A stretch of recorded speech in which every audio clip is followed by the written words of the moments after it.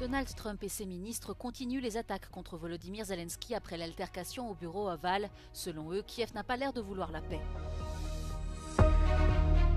Les dirigeants européens se réunissent à Londres ce dimanche pour parler sécurité après l'altercation entre Donald Trump et Volodymyr Zelensky. La trêve entre Israël et le Hamas va-t-elle se poursuivre? Alors que la première phase du cessez-le-feu se termine ce soir, les négociations sur les prochaines étapes n'ont pas encore abouti. Le mouvement kurde PKK annonce un cessez-le-feu avec la Turquie, une décision qui met fin à 40 ans de guérilla et que le président turc qualifie d'opportunité historique. La rencontre tant attendue pour relancer les relations entre Kiev et Washington a viré à l'empoignade. Dans le bureau ovale ce vendredi, Trump a sèchement reproché à Zelensky son manque de respect envers les États-Unis et l'a sommé d'accepter des compromis pour mettre fin à la guerre. Résultat, la conférence de presse a été annulée, l'accord sur les ressources minières suspendu et le président ukrainien a quitté Washington les mains vides.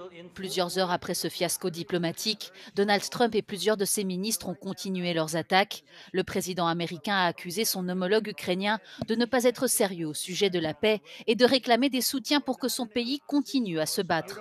Il a également laissé entendre qu'un ultimatum pourrait être adressé à Kiev.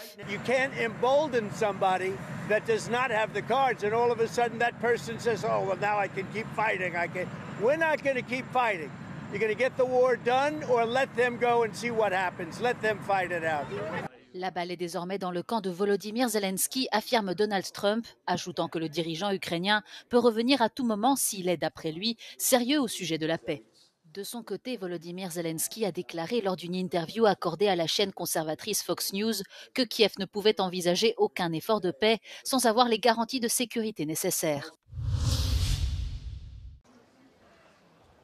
Après sa rencontre tendue avec le président américain Donald Trump à la Maison-Blanche, Volodymyr Zelensky est arrivé à Londres samedi pour un sommet avec les dirigeants européens.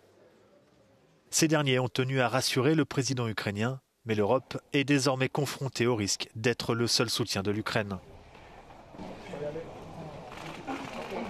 Moi, ce qui m'importe, c'est que nous, Européens, nous en tirions les conséquences. Le plus important, c'est ça. C'est que les Européens regardent en face le monde dans lequel nous sommes.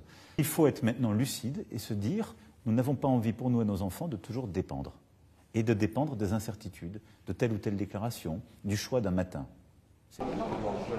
Le sommet de dimanche marque une étape importante dans les discussions sur la sécurité collective de l'Europe. Le soutien des États-Unis à l'Ukraine étant de plus en plus incertain, tout comme l'unité des membres de l'OTAN, les dirigeants européens doivent trouver un moyen de sortir de cette crise ou de l'affronter ensemble. La trêve entre Israël et le Hamas va-t-elle se poursuivre?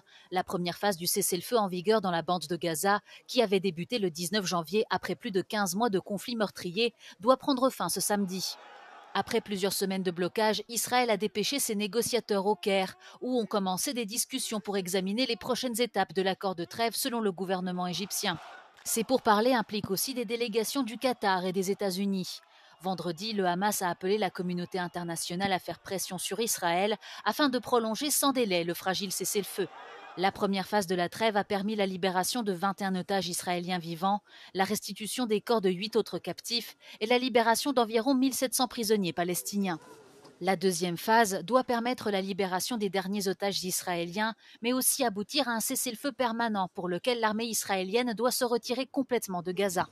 Réticent, Israël souhaite en retour une démilitarisation totale de l'enclave palestinienne, une perspective que rejette le Hamas qui dirige le territoire depuis 2007. Après avoir appelé à déposer les armes il y a quelques jours, le Parti des travailleurs du Kurdistan a annoncé ce samedi un cessez-le-feu avec la Turquie.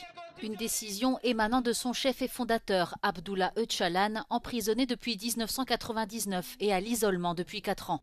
Ce cessez-le-feu intervient après 40 ans de guérilla contre l'État turc, un conflit qui a fait au moins 50 000 morts. Le président turc Recep Tayyip Erdogan, qui avait initié le dialogue avec le leader historique du PKK, a qualifié l'appel lancé par ce dernier d'opportunité historique.